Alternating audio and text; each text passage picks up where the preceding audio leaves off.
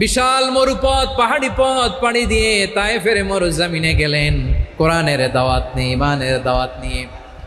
কিন্তু তায়েফের লোকেরা বিশ্বনবীর দাওয়াতকে শুধু প্রত্যাখ্যান করেই থামে নাই, তারা বিশ্বনবী শারীরিকভাবে হেনস্থা করেছে, আমার নবীকে শারীরিকভাবে অত্যাচার করেছে, আমার পেয়ারা নবীর গায়ে পাথর মেরেছে, বিশ্বনবীর গা বেয়ে ঝরঝর করে রক্ত ঝরেছে, নবী জামিনের মধ্যে লুটিয়ে পড়েছেন। আবার বিশ্বনবীর মতো এত সুশ্রী মানব, বিশ্বনবীর মতো এত শুভ্র মানব, বিশ্বনবীর মতো এমন চমৎকার দেহাবয়ব দিয়ে রব্বুল আলামিন কাউকে বানান নাই।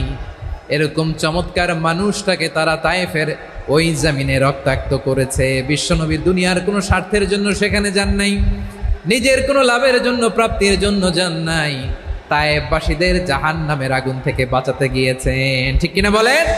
কাজে নিজেকে দিয়েছ বিলিয়ে, তায়েফের কাফিরেরা চিনল না সে আলো, দুষ্ট ছেলেদের পিছু দিল লেলিয়ে, পাথরের আঘাতে ক্ষত বিক্ষত হয়ে সারা শরীর থেকে রক্ত ঝরে।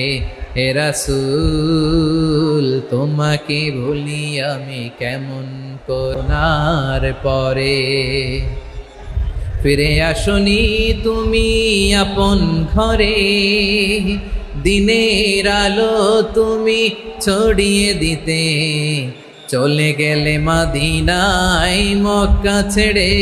হে রাসূল তোমাকে ভুলি আমি কেমন করে, হে রাসূল তোমাকে ভুলি আমি কেমন করে।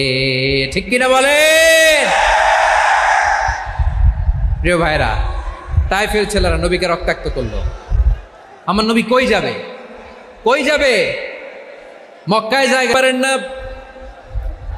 মক্কার মরুভূমির দিকে তাকিয়ে, উপত্যকার দিকে তাকিয়ে বিশ্বনবী ধা ধা করে কাঁদেন, ঝরঝর করে। নবীর চেহারা মোবারক থেকে চোখের পানিগুলো বেয়ে বেয়ে পড়ে। আমার জন্মস্থান, আমার শৈশব, কৈশোর, যৌবন কেটেছে এই মক্কায়, আমার এলাকায় আমি ঢুকতে পারি না। বিশ্বনবী মক্কার অনতি দূরে দাঁড়িয়ে জায়েদকে পাঠালেন, জায়েদ যাও দেখো কেউ আমাকে সাপোর্ট করার মতো আছে কিনা, যাও অমুকের কাছে যাও। জায়েদ গেলেন, তারাও প্রত্যাখ্যান করে ফিরিয়ে দেয়। বিশ্বনবী বললেন যাও অমুক লোকের কাছে যাও, তিনিও প্রত্যাখ্যান করে ফিরিয়ে দিলেন। কেউ বিশ্বনবীকে আশ্রয় দিতে রাজি হয় না। নিজ জন্মভূমিতে বিতাড়িত বিশ্বনবী, সর্বশেষ বিশ্বনবী বললেন যাও মুতঈম ইবনে আদির ঘরে যাও। মুতঈম ইবনে আদি মুশরিক, তার কাছে যাও। গেলেন, মুতঈম ইবনে আদি রাজি হয়ে গেল। সুবহানাল্লাহ বলেন।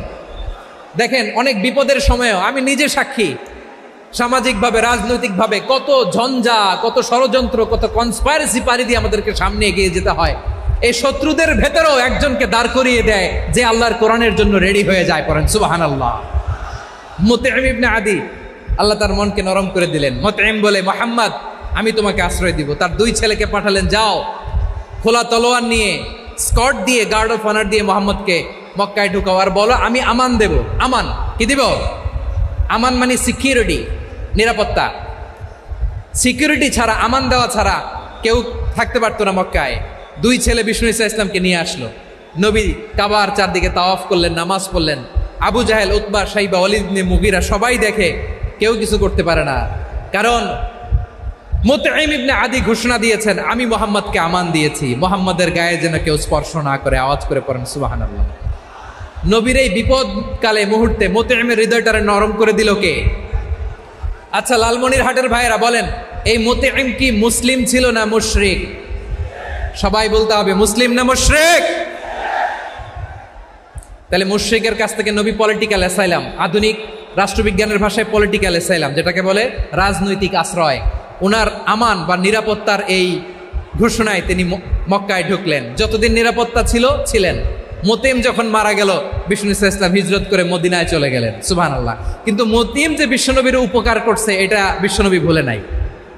আমাদের অনেকে আছে উপকার করার পরে আর খেয়াল থাকে না, খাওয়ার পরে গলা দিয়ে নামলে আর খেয়াল থাকে না। এরকম আছে না নাই? আমার নবী ভুলে নাই।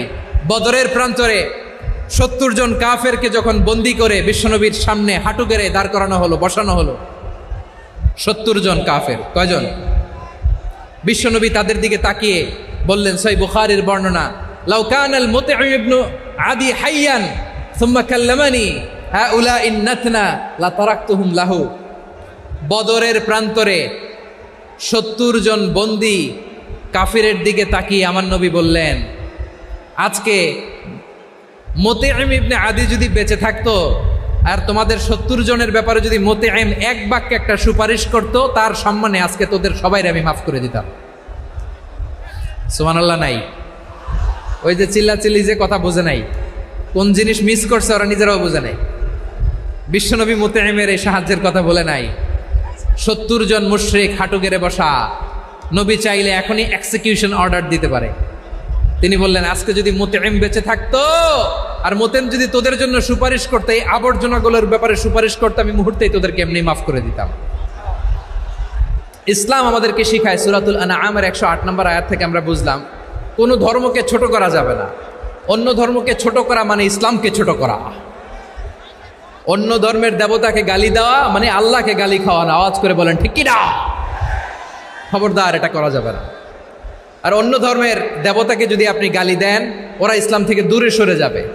যাও ইসলামের প্রতি আকৃষ্ট হয়েছিল আর কোনোদিন ইসলামের ধারে কাছে আসবে না। আওয়াজ করে বলেন ঠিক কিনা?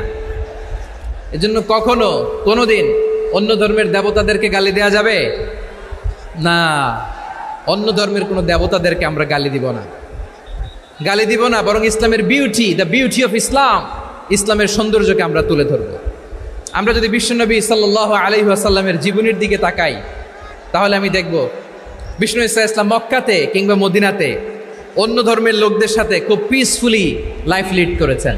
হোক মুশরিক, হোক খ্রিস্টান, হোক ইহুদি, বিশ্বনবী সবার সাথে মিলেমিশে ছিলেন। আলহামদুলিল্লাহ বলেন। ইসলাম হচ্ছে পিসফুল রিলিজিয়ান। অন্য ধর্মের প্রতি সহনশীলতার সবক ইসলাম আমাদেরকে দেয়। কিন্তু প্রতিটি মুসলিমের এটা মনে রাখতে হবে, আল্লাহর কাছে পছন্দনীয় গ্রহণযোগ্য ধর্ম, জীবনাদর্শ একটি, সেটা হচ্ছে ইসলাম। আওয়াজ করে বলেন সেটা কি? লালমনিরহাটের ভাইয়েরা আওয়াজ করে বলুন, আল্লাহর কাছে মনোনীত ধর্ম একটি, সেটা কি? এজন্য রব্বুল আলামিন বলেন, ইন্নাদ-দীনা ইনদাল্লাহিল ইসলাম। আল্লাহর কাছে মনোনীত গ্রহণযোগ্য অ্যাকসেপ্টেড ধর্ম মতাদর্শ একটা, সেটা হলো ইসলাম। ইসলাম ছাড়া অন্য কোনো ধর্ম যদি কেউ তালাশ করে, তার ওই ধর্ম আল্লাহ গ্রহণ করবে না। ওমাই ইয়াবতাগি গায়রাল ইসলামি দীনান ফালাই ইউকবালা মিন ওয়া হুয়া ফিল আখিরাতি মিনাল খাসিরিন।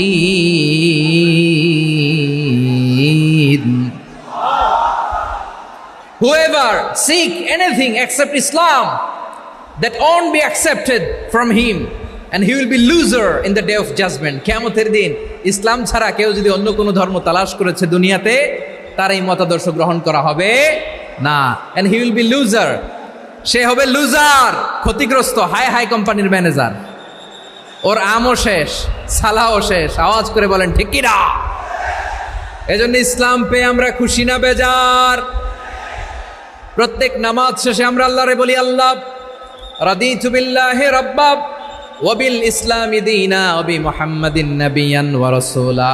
ও আল্লাহ, তোমারে রব হিসেবে পেয়ে আমরা খুশি। ও আল্লাহ, ইসলামকে ধর্ম হিসেবে পেয়ে আমরা খুশি। বিশ্বনবীকে আমাদের রাসূল পেয়ে আমরা খুশি। ঠিক কিনা বলেন? ইসলাম ছাড়া অন্য কোনো ধর্ম আমরা গ্রহণ করব না। ঠিক কিনা বলেন? আল্লাহর কাছে অ্যাকসেপ্টেড রিলিজিয়ান একটা, সেটা ইসলাম। তো বিশ্বনবী সাল্লাল্লাহু আলাইহি ওয়াসাল্লাম মক্কাতে কিংবা মদিনাতে খুব পিসফুলি এক্সিস্ট করেছেন, যে কোনো ধর্মের সাথে মিলেমিশে চলেছেন। তার প্রমাণ আমরা যদি রাসূল সাল্লাল্লাহু আলাইহি ওয়াসাল্লামের বায়োগ্রাফির দিকে তাকাই, তাহলে দেখব তিনি মুশরিকদের সাথে পিস ট্রিটি করেছেন, শান্তি চুক্তি, পিস ট্রিটি, পিস এগ্রিমেন্ট। আপনারা হুদাইবিয়ার সন্ধির নাম শুনেছেন? আমার লালমনিরহাটের কলিজার টুকরা ভাইয়েরা, হুদাইবিয়ার সন্ধির নাম আপনারা শোনেন নাই? 6ষ্ঠ হিজরিতে বিষ্ণু ইসা ইসলাম মুশরিকদের সাথে এই ট্রিটি করেছেন, চুক্তি। কাদের সাথে? মুশরিকদের সাথে। আমরা তো মুসলমান বসতে পারি না, আমরা দুই মুসলিম ভাই একসাথে বসে চা খেতে পারি না, গল্প করতে পারি না। বিষ্ণু ইসলাম মুশরিকদের সাথে ট্রিটি করেছেন। হুদায়বিয়ার সন্ধি, এই সন্ধির আগে মক্কা থেকে কেউ মদিনায় যেতে পারে না, মদিনা থেকে কেউ মক্কায় যেতে পারে না, কিন্তু এই সন্ধির পরে ট্রাফিক স্বাভাবিক হয়ে গেল। মক্কার লোকেরা মদিনায় আসতে পারে, মদিনার লোকেরা মক্কায় আসতে পারে। এটাকে বলে সুলহে Hudaibiya, the peace agreement of Hudaibiya, শান্তি চুক্তি। আমরা পৃথিবীতে এখন অনেক শান্তি চুক্তির নাম শুনি, এগুলো সব the piece treaty of Hudaibiya থেকে কপি করা। আল্লাহু আকবার। তাহলে বিশ্বনবী সাল্লাল্লাহু আলাইহি সাল্লাম তিনি যে শান্তিপূর্ণ সহাবস্থানে বিশ্বাসী ছিলেন, মুসলমানেরা যে অন্য ধর্মের প্রতি সহনশীল, তার প্রমাণ হচ্ছে এই পিস ট্রিটি। বিষ্ণু ইসলাম মদিনায় যে কি করলেন? মদিনায় যে বিষ্ণু ইসলাম মদিনা চার্টার করলেন, মদিনা সনদ, সাহিফাতুল মদিনা, এটার বলে মদিনা চার্টার। যে ওয়েস্টে, ইউরোপে, আমেরিকাতে তারা অনেক চার্টার করে, এই সব চার্টার মদিনা চার্টার থেকে কপি করা। আওয়াজ করে পড়েন সুবহানাল্লাহ। বিষ্ণু ইসলাম মদিনায় গেলেন, মদিনাতে মুসলিম, মুশরিক, ইয়াহুদি, এই তিন ধর্মের লোক মিলে সব স্টেক হোল্ডার যারা আছে সবাইকে নিয়ে বিষ্ণু ইসলাম মদিনা চার্টার করলেন, মদিনা সনদ। পড়েন সুবহানাল্লাহ। শুধু তাই নয়, মক্কাতে বিশ্বনবী পিস এগ্রিমেন্ট করলেন, শান্তি চুক্তি মুশরিকদের সাথে। মদিনাতে যে বিশ্বনবী মদিনা চার্টার করলেন, মদিনা সনদ করলেন ইহুদিদের সাথে। আবার মদিনাতে বিশ্বনবী ইহুদিদের সাথে পিস ডায়ালগ করলেন, ইন্টারফেথ ডায়ালগ করলেন, আন্তধর্মীয় সংলাপ করলেন। যে সংলাপের মূল ভিত্তি ছিল তাওহীদ। মূল ভিত্তি ছিল কি? তাওহীদ। বিশ্বনবী ইহুদিদেরকে ডাকলেন, আহ্বান করলেন, কুল ইয়া আহলাল কিতাবি তাআলাউ ইলা কালিমাতিন সাওয়াইন বাইনানা ওয়া বাইনাকুম আল্লা না'বুদা ইল্লাল্লাহ ওয়া লা নুশরিকা বিহি শাইআন ওয়া লা ইয়াত্তাখিযা বা'দুনা বা'দান আরবাবাম মিন দুনিল্লাহ فإن تولوا فقولوا اشهدوا بأننا مسلمون। সুবহানাল্লাহ পড়েন। বিশ্বনবী মদিনার ইহুদিদের ডেকে বললেন, ও ইহুদিরা, শোনো শোনো, আসো এমন একটা আদর্শের প্রশ্নে আমরা একত্রিত হই, যে আদর্শের প্রচার তোমাদের নবীরাও করেছে, আমিও করি, যে আদর্শের কথা তোমাদের পবিত্র ধর্মগ্রন্থগুলোতে আছে, আমার কোরআনেও আছে। সেটা হলো তাওহীদ। আমরা এক আল্লাহ ছাড়া কারো ইবাদত করব না, আল্লাহর সাথে কাউরে শরীক করব না, আল্লাহ ছাড়া কাউরে রব মানব না। পড়েন সুবহানাল্লাহ। তাহলে আমার প্রিয় লালমনিরহাটের ভাইরা, মদিনাতে যে তিনি মদিনা চার্টার করলেন, মদিনা সনদ, পিস ডায়ালগ করলেন, শান্তির সংলাপ, ইন্টারফেথ ডায়ালগ করলেন, আন্তধর্মীয় সংলাপ, যার ভিত্তি ছিল তাওহীদ। সুবহানাল্লাহ পড়েন। তাহলে অন্য ধর্মের প্রতি সব সময় ইসলাম সহনশীল, টলারেন্স। যদি আপনি দেখতে চান ইসলামের নবী বিশ্ব নবীর দিকে তাকান, ঠিক কিনা বলেন? আমরা তো সংখ্যালঘুদের রাইটস প্রোটেক্ট করার জন্য কত আইন বানাই, কত বৈঠক করি, কত সংবাদ সম্মেলন করি। বিষ্ণু সাল্লাল্লাহু আলাইহি ওয়াসাল্লাম সংখ্যালঘুদের রাইটসের ব্যাপারে, অধিকারের ব্যাপারে যে কথা বলেছেন, শুনলে আপনি অবাক হয়ে যাবেন। বিশ্বনবী বলেন, আলা মান যালামা মুআহাদান আও ইনতাকাসাহু আও কাল্লাফাহু ফাওকা তাআতিহি আও কাল্লাফাহু ফাওকা তাকাতিহি আও আখাযা মিনহু শাইআন বিগাইরি তিবি নাফসিন ওয়া আনা হাজিজুহু ইয়াউমাল কিয়ামা। খবরদার, জেনে রাখো, কেউ যদি কোনো সংখ্যালঘুর উপরে অত্যাচার করে, কোনো সংখ্যালঘুর প্রাপ্য থেকে যদি কেউ কাউকে ঠকায়, সংখ্যালঘুর উপর যদি কেউ কষ্ট দেয়, কোনো সংখ্যালঘুর সম্পদ যদি কেউ জোর করে কেড়ে নেয়, আমি কিয়ামতের দিন বিশ্বনবী ওই সংখ্যালঘুর পক্ষে আর ওই মুসলমানদের বিপক্ষে বাদী হয়ে দাঁড়াবো। সুবহানাল্লাহ বলতে পারলেন না? আল্লাহু আকবার। আপনি নামাজি, আপনি মুসল্লি, আপনি হাজী সাহেব, তাহাজ্জুদ পড়তে পড়তে কপালে দাগ ফেলে দিছেন, আপনার প্রতিবেশী হিন্দু, ভাবছেন আমার তো পাওয়ার আছে, ওর জমিটা দখল করি। বিশ্বনবী বলেন কিয়ামতের দিন ওই হিন্দুর পক্ষে তোর বিরুদ্ধে আমি বাদী হয়ে দাঁড়াবো। পৃথিবীর কোন ধর্মে এরকম স্টেটমেন্ট পাবেন? পাবেন? আপনি ভাবছেন আপনি নামাজ পড়লে হাজী সাহেব কপালে দাগ ফেলায় দিলে আপনি সেলসেলায় জান্নাতে চলে যাবেন না? খবরদার। বিশ্বনবী বলেন কোন সংখ্যালঘুর উপর যদি কেউ আক্রমণ করে, তার প্রাপ্য তাকে না দিয়ে যদি তাকে ঠকায়, তার উপর জুলুম করে, তার সম্পদ যদি কেড়ে নেয়, আমি নবী, তুমি মুসলিম হইতে পারো, মুসল্লি হইতে পারো, তার পক্ষে তোমার বিপক্ষে আল্লাহর দরবারে বাদী হয়ে দাঁড়াবো। আচ্ছা লালমনিরহাটের ভাইরা, কথা বুঝতে পারলে আওয়াজ করে উত্তর দেন। বিশ্বনবী যদি কারো বিপক্ষে দাঁড়ায় কিয়ামতের দিন, আই রিপিট, আমি আবারও বলছি, বিশ্বনবী যদি কিয়ামতের দিন কারো বিপক্ষে দাঁড়ায়, ও তো সেলসেলায়া জান্নাতি, তাই না? জান্নাতি না? যে নবীর সুপারিশ ছাড়া জান্নাতের গেটও দেখা যাবে না, ওই নবী যদি বলে তোর বিপক্ষে আমি বাদী হয়ে দাঁড়াবো, ওই জান্নাতে আর ঢোকার কোনো সুযোগ আমাদের থাকবে? এখানেই শেষ না আমার প্রিয় লালমনিরহাটের ভাইয়েরা, এখানেই শেষ নয়। বিশ্বনবী বলেন মান কাতালা মুআহাদান, বুখারীর বর্ণনা, মান কাতালা মুআহাদান লাম ইয়ারাহ রাইহাতাল জান্নাহ। কেউ যদি, কোনো মুসলিম যদি অন্যায়ভাবে কোনো সংখ্যালঘুকে হত্যা করে, কোনো হিন্দুকে হত্যা করে, কোনো বৌদ্ধরে হত্যা করে, অন্যায়ভাবে কোনো মুসলিম যদি কোনো সংখ্যালঘুরে হত্যা করে, জান্নাতে যাওয়া তো দূরের কথা, ওই মুসলিম জান্নাতের ঘ্রাণও পাবে না। সেই বুখারীর বর্ণনা, মান কাতালা মুআহাদান লাম ইয়ারাহ রাইহাতাল জান্নাহ ওয়া ইন্না রিহাহা লা ইউজাদু মিন মাসিরাতি 40 আমা।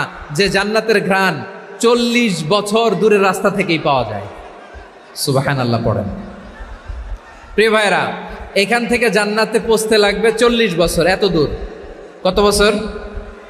সবাই বলেন কত বছর? এখান থেকে জান্নাতে পৌঁছতে লাগবে 40 বছর। এত দূরে থাকতেই জান্নাতের ঘ্রাণ আপনার নাকে এসে ধাক্কা মারবে। বিশ্বনবী বলেন যে ব্যক্তি কোনো সংখ্যালঘুকে হত্যা করে, জান্নাতের ঘ্রাণ তো পাবেই, জান্নাতে তো ঢুকতে পারবেই না, জান্নাতের ঘ্রাণও তার নাকে লাগবে না। পড়েন নাউযুবিল্লাহ। তাহলে সংখ্যালঘুদের ব্যাপারে ইসলামে অধিকার দেয়া আছে না নাই? লালমনিরহাটের ভাইয়ের আওয়াজ করে বলেন, আমার সংখ্যালঘু হিন্দু ভাইদের রাইটস, অধিকার আমাদের ইসলামে প্রোটেক্টেড আছে না নাই? এখানেই শেষ না। বিষ্ণু ইসলাম আপনার অমুসলিম প্রতিবেশীর সাথে ভালো আচরণ করতে বলেছে। আমাদের হয় না, এটা মুসলিম পাড়া, ওটা বৌদ্ধ পাড়া, হয় না? অনেক সময় হয় না, এটা আমাদের মুসলিম পাড়া, ওইটা হিন্দু পাড়া, এরকম আছে না নাই? লালমনিরহাটে নাই না? আছে? হিন্দু যদি আপনার প্রতিবেশী হয় কি করবেন? ওরে কষ্ট দিবেন নাকি? কেন, ও তো হিন্দু, ও তো আমার আল্লাহরে ডাকে না, ওরে কষ্ট দিলে জায়েজ হবে না? খবরদার। বিষ্ণু ইসলাম বলেন মান কানা ইউমিনু বিল্লাহ ওয়াল ইয়াউমিল আখির ফালিউকরিম জারাহ। যে আল্লাহ বিশ্বাস করে আর আখিরাতে বিশ্বাস করে, সেজন্য প্রতিবেশীর সাথে ভালো আচরণ করে। সুবহানাল্লাহ। কলিজা জুড়ায় যায় না আমার নবীর কথাগুলো শুনলে? যে আল্লাহ বিশ্বাস করে, যে আখিরাতে বিশ্বাস করে, সেজন্য প্রতিবেশীর সাথে ভালো আচরণ করে। এখানে বলছে মুসলিম প্রতিবেশী, বলছে নামাজি প্রতিবেশী, বলছে আল্লাহওয়ালা প্রতিবেশী, বলছে না। প্রতিবেশী আস্তিক হোক নাস্তিক হোক, প্রতিবেশী মুমিন হোক মুশরিক হোক, প্রতিবেশী হইলেই তার সাথে ভালো আচরণের দরকার আছে না নাই? আমার প্রিয় লালমনিরহাটের ভাইয়েরা, বিষ্ণু ইসলাম ওনার ইহুদি প্রতিবেশীদের দেখাশোনা করতেন। আওয়াজ না শোনা যাক, আমারও তো দেখা যায়, আমারও তো দেখা যায়। তাকায় থাকেন, তাকায় থাকলে সওয়াব হবে। কোরআনের কথা যেখান থেকে হয় এদিকে তাকায় থাকলেই বরকত। তাকায় থাকেন। জি জি, মাইক, আমি তো আর মাইক ঠিক করতে আসি না এদিকে, এই মাইক ঠিক করব, ওই মাইক ঠিক করব, ওদিকে পাইলট বলবে হুজুর চলে আসেন। জি বসুন, বসুন, মাশাআল্লাহ। হ্যাঁ, খুব শান্ত, ঠিক আছে। পুলিশ ভাইরা না খেয়ে দিনরাত আপনারা যাতে সুশৃঙ্খল একটা প্রোগ্রাম উপহার পান, এটাই চেষ্টা করতেছে। আপনাদেরকে কষ্ট দিতে আসে নাই, একটু একটু সহযোগিতা করেন। জি মাশাআল্লাহ। হ্যাঁ, ঠিক আছে। আমার প্রিয় ভাইরা, প্রতিবেশী আস্তিক হোক নাস্তিক হোক, মুসলিম হোক হিন্দু হোক, তার সাথে ভালো আচরণ করতে হবে। বিষ্ণু ইসা ইসলাম ওনার ইহুদি প্রতিবেশীর বাসায় যেতেন। কোন প্রতিবেশী? ইহুদি। আওয়াজ করে বলেন, কোন প্রতিবেশী? ইহুদি। এক ইহুদি কিশোর বিষ্ণু ইসা ইসলামের খেদমত করতে, ইহুদি ছেলে আমার নবীর খেদমত করতো, তারা ছিল নবীর প্রতিবেশী। তো অনেক দিন হয় ইহুদি ছেলেটা আসে না। বিষ্ণুনবী খোঁজ দিলেন, ঘটনা কি? একটা ইহুদি ছেলে না আমার খেদমতে আসতো, ছেলেটা কই? খোঁজ নিয়ে জানলেন ছেলেটা অসুস্থ। বিষ্ণু ইসা ইসলাম ওই ইহুদির বাড়িতে চলে গেলেন ওই ছেলেটাকে দেখা করার জন্য, ভিজিট করার জন্য। সুবহানাল্লাহ পড়বেন না? গেলেন, যে দেখে ইহুদি ছেলেটা মুমূর্ষ, যান যায় ভাব, বিছানায় পড়ে আছে, তার বাবা দাঁড়ানো। বিশ্বনবী তার মাথার পাশে বসলেন, মাথায় হাত বুলিয়ে দিলেন, আর ছেলেটাকে বললেন, আসলিম, হে ইহুদি ছেলে, আসলিম, ইসলাম ধর্ম গ্রহণ করো। তো ছোট্ট ছেলে ভাবে আমরা ইহুদি, এখন ইসলাম ধর্ম গ্রহণ করলে আব্বা যদি বকা দেয়, ফানাযারা ইলা ওয়াজহি আবি, ছেলেটা তার বাবার চেহারার দিকে তাকালো, দেখি আব্বা কি কয়। আব্বা যদি বলে তাইলে ইসলাম ধর্ম গ্রহণ করবে। ইহুদি ছেলেটা তার বাবার দিকে যখন তাকালো, ওর বাবা বলে, আতিয়া আবুল কাসিম, আবুল কাসিম যা বলে তাই করো। আবুল কাসিম হচ্ছে বিষ্ণু ইসা ইসলামের একটা কুনিয়াত, উপনাম। আমার রাসূলের বড় ছেলের নাম ছিল কাসেম। যেমন দেখবেন আমাদের এলাকায় কারো ছেলের বড় ছেলের নাম যদি হয় আব্দুল্লাহ, এরা আব্দুল্লাহর বাপ বলে ডাকে। কারো বড় মেয়ের নাম যদি হয় ফাতেমা, এরা কি ডাকে? ফাতেমার বাপ বলে না? তো বিষ্ণু ইসা ইসলামের বড় ছেলের নাম ছিল কাসেম। ইহুদি বাবা বলল, আতিয়া আবুল কাসেম, আবুল কাসেম যা বলে তাই শোনো, মানে মোহাম্মদ যা বলে তাই শোনো। এই কথা শুনে ছেলে সাহস পাইছে, ছেলে আবার পড়তে আরম্ভ করলো, আশহাদু আল্লাহ ইলাহা ইল্লাল্লাহ ওয়া আশহাদু আন্না মুহাম্মাদার রাসূলুল্লাহ, পড়েন আল্লাহু আকবার। বিশ্বনবীর আহ্বান শুনে ওই আহ্বানে সাড়া দিয়ে ইহুদি ছেলে শাহাদা পড়ে মুসলমান হয়ে গেল। তার হৃদয়টারে ইমানের নূর দিয়ে আলোকিত করে দিল কে?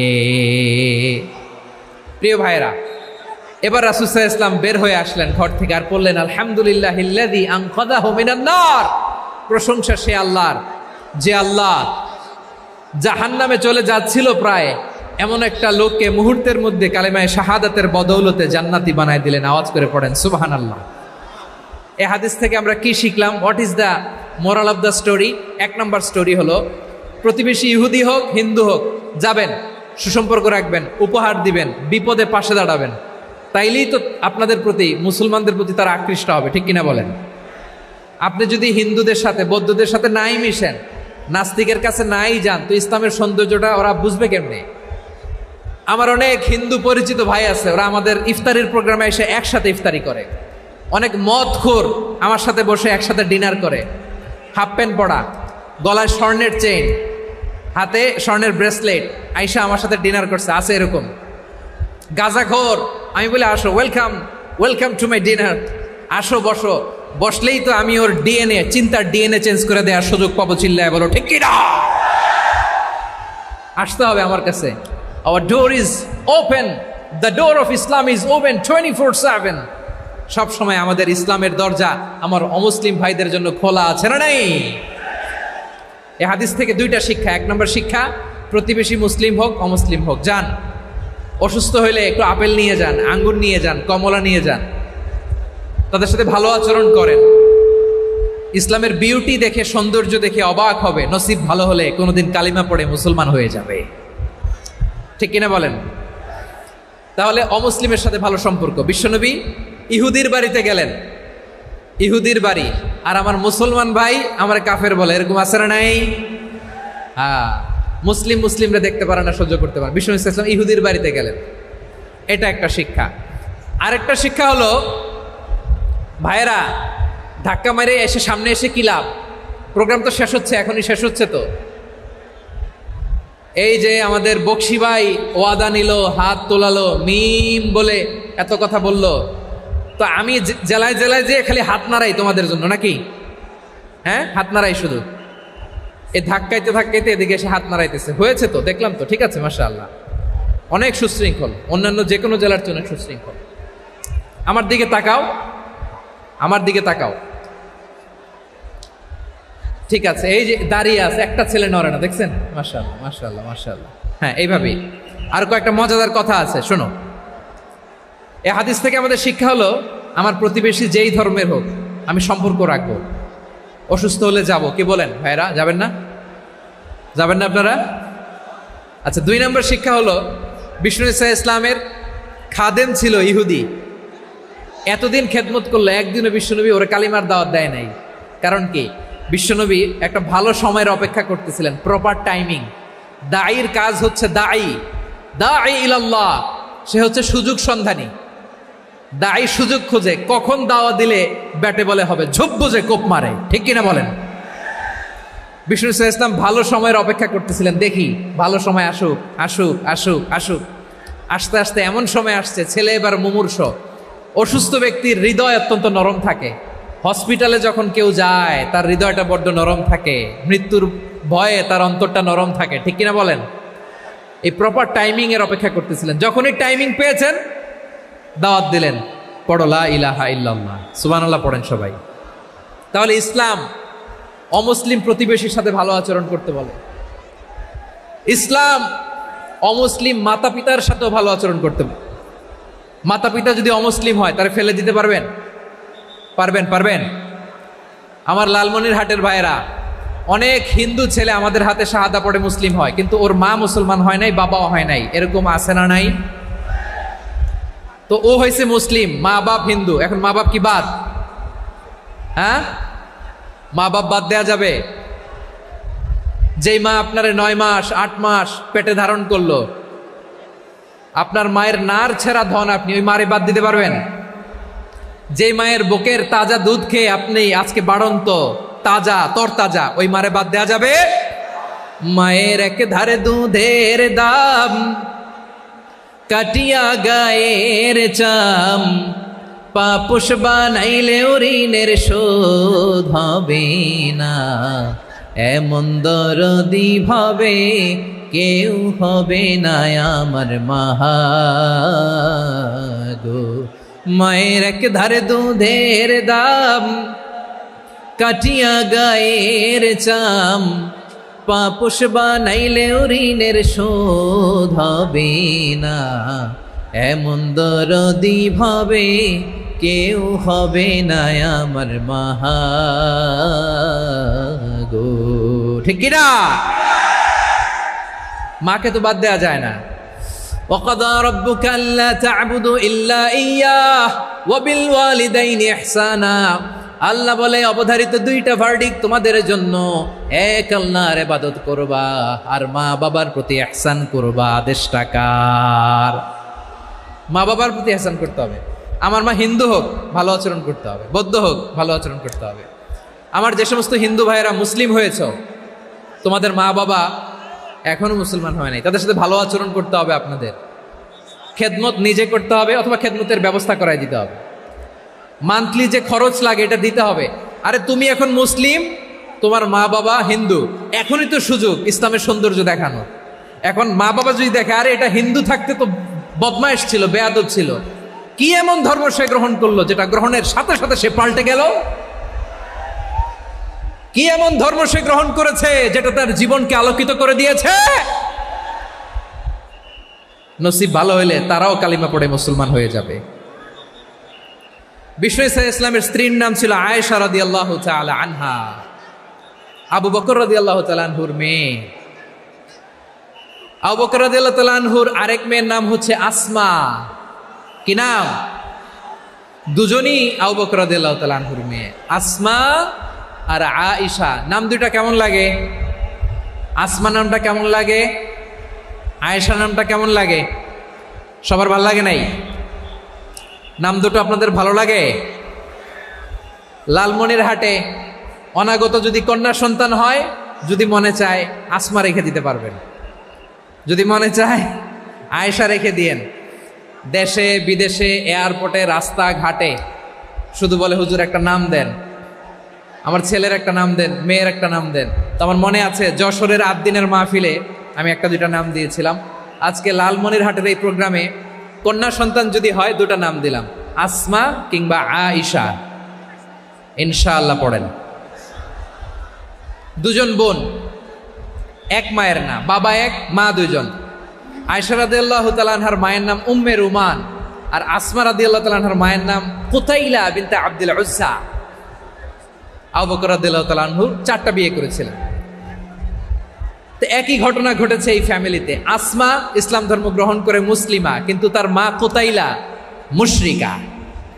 আই রিপিট, বোঝার জন্য আমি আবারও বলি, আসমা রাদিয়াল্লাহু তাআলা আনহা মুসলিমা, আর আসমার মা কুতাইলা, আওয়াজ করে বুঝে থাকলে বলেন, আসমার মা মুশরিকা। তার মানে মেয়ে মুসলিম, মা অমুসলিম, ভেজাল আছে না নাই? কিন্তু কুতাইলা আর ধৈর্য ধারণ করতে পারে না। নার ছেড়া ধন, কলিজার টুকরা ধন, কলিজার টুকরা সন্তান আসমারে দেখতে বড্ড মন চায়। সাইয়েদনা আসমা রাদিয়াল্লাহু তাআলা আনহা মক্কা থেকে হিজরত করে মদিনায় চলে গেলেন হুদাইবিয়ার পর। যখন মক্কা মদিনার ট্রাফিক স্বাভাবিক হলো, মক্কার লোক মদিনায় যায়, মদিনার লোক মক্কায় আসে। কুতাইলা কলিজার টুকরা সন্তান আসমারে দেখার জন্য কিছু উপহার নিয়ে বিশাল মরুপথ পাড়ি দিয়ে মক্কা থেকে মদিনায় যায়। সুবহানাল্লাহ বলেন। এখন মা আসছে মেয়ের সাথে দেখা করতে, মেয়ে তো আর দেখা দেয় না। মেয়ে ভাবছে আমার মা তো মুশরিকা, অপবিত্রা, তার সাথে কি দেখা দেয়া যাবে?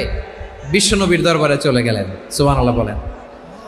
কি সৌভাগ্যবান ছিল তারা, মাসলা জানার দরকার হলেই নবীর দরবারে চলে যেত। ঘরে বউয়ের সাথে ঝগড়া হলে নবীর দরবারে চলে যেত। অনেক সাহাবী বলে, আমার পেটে ক্ষুধা লাগলো আমি নবীর কাছে চলে যেতাম, কারণ নবীর চেহারার দিকে তাকালেই আমার পেটের ক্ষুধা মিটে যেত। সাইয়েদনা আসমা রাদিয়াল্লাহু তাআলা আনহা বিশ্বনবীর কাছে চলে গেলেন, যে বললেন, ইয়া রাসূলুল্লাহ, ইয়া হাবিবাল্লাহ, ইন্না উম্মি কাদিমাতুন ইলাইয়া ওয়া হিয়া রাগিবা।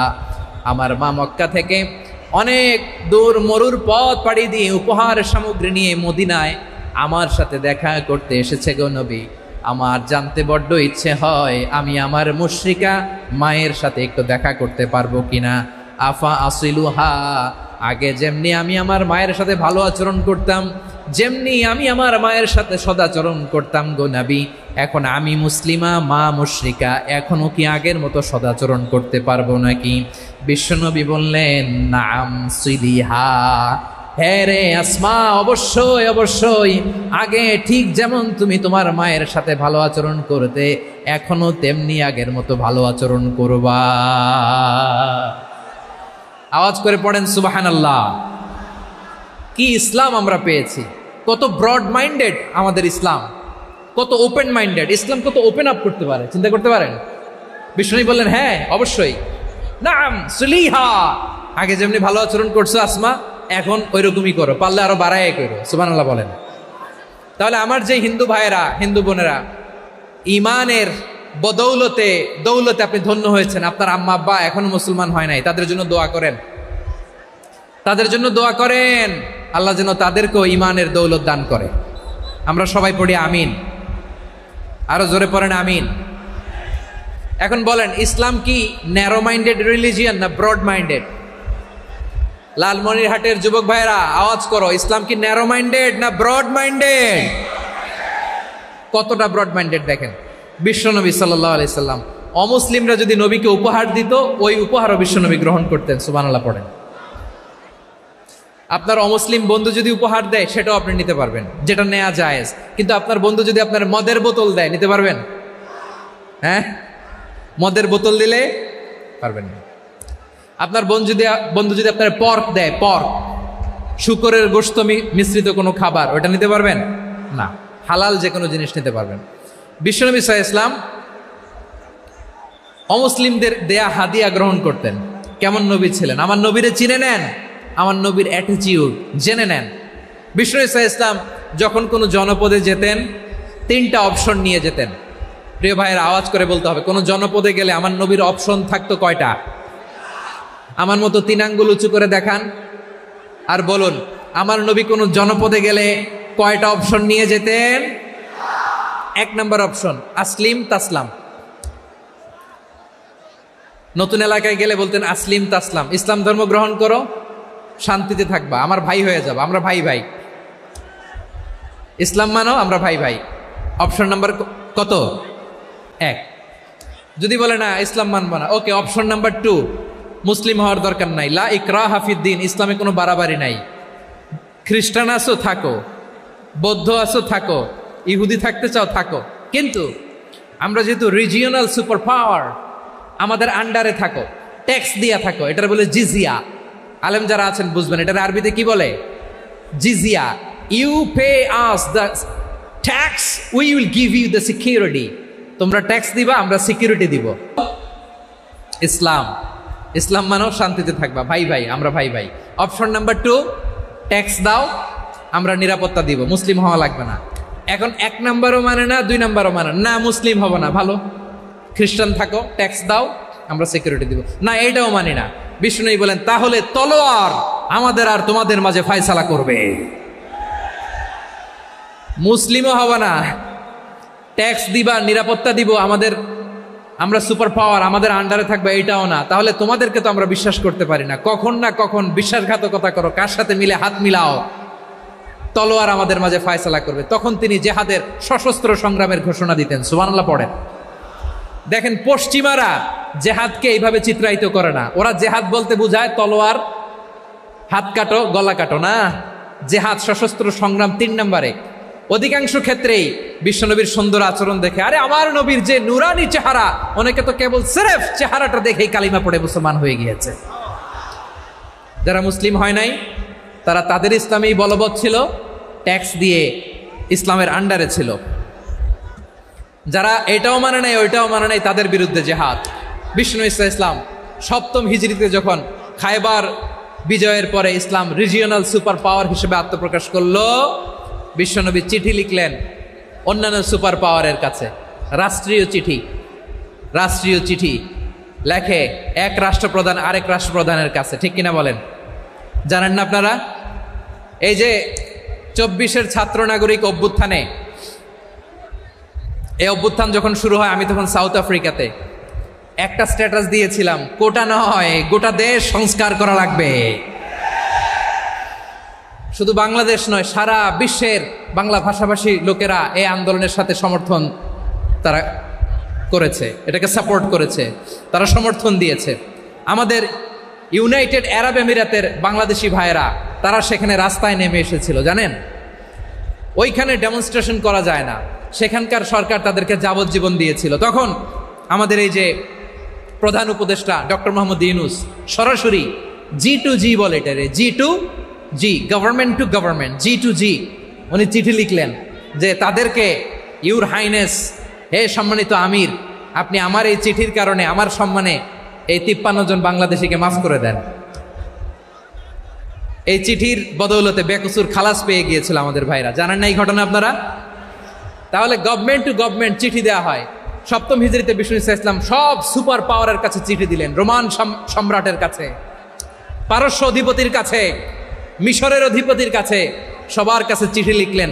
চিঠির ভাষা ছিল এরকম, মিন মুহাম্মাদিন রাসূলিল্লাহ ইলা মুকাওকিস আযীমিল কিবত, মুহাম্মদ রাসূলুল্লাহর পক্ষ থেকে মিশরের বাদশার কাছে, আসলিম তাসলাম, ইসলাম মানো শান্তিতে থাকবা, সালামুন আলা মান ইত্তাবাআল হুদা, শান্তি তার জন্য যে হেদায়েতের অনুসরণ করে। সুবহানাল্লাহ পড়েন।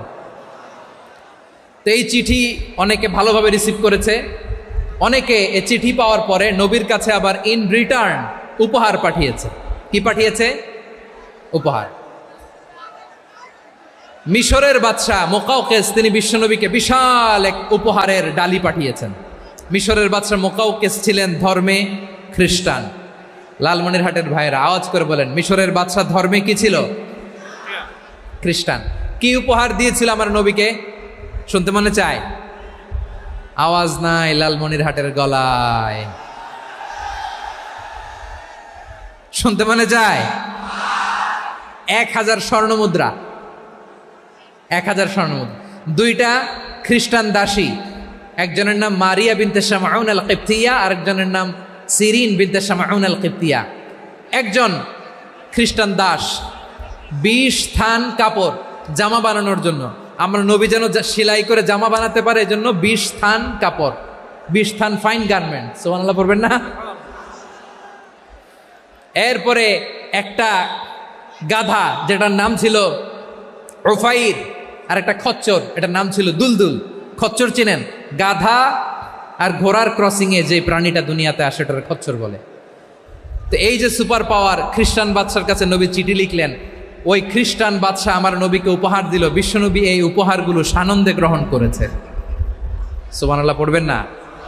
তাহলে অমুসলিম কেউ যদি আপনাকে উপহার দেয়, হালাল উপহার হলে আপনি গ্রহণ করতে পারবেন। অনুরূপভাবে পারস্যের বাদশাহ, রোম সম্রাট বিশ্বনবীকে উপহার পাঠিয়েছেন, আমার নবী সবগুলো উপহার গিফট গ্রহণ করেছেন। সুবহানাল্লাহ বলেন। তাহলে প্রিয় লালমনিরহাট, আওয়াজ করে বলুন, ইসলাম কি ন্যারো মাইন্ডেড রিলিজিয়ন না ব্রড মাইন্ডেড? আম্মাজান আয়েশার কাছে মাসালা জানতে চায় মেয়েরা, হে আম্মাজান, অগ্নি উপাসকেরা তাদের ঈদের দিন নওরোজের সময় আমাদেরকে পাখি দেয়, নেওয়া যাবে? উনি বললেন, ওরা জবাই করে দিলে নেওয়া যাবে না, কিন্তু ওরা যদি ফলমূল এরকম খাবার দেয় এগুলো নেওয়া যাবে। তার মানে অমুসলিমদের দেয়া উপহার এটা গ্রহণ করা যায়। সুবহানাল্লাহ বলেন। শুধু তাই নয়, বিষ্ণু ঈসা ইসলাম অমুসলিমদের সাথে আর্থিক লেনদেনও করেছেন, ফিনান্সিয়াল ডিলিং করেছেন। অমুসলিমদের সাথে প্রয়োজনে আপনি ফিনান্সিয়াল ডিলিং করতে পারবেন। আমরা প্রায় দেখি বাজারের মিষ্টির দোকানগুলো আমার হিন্দু ভাইদের।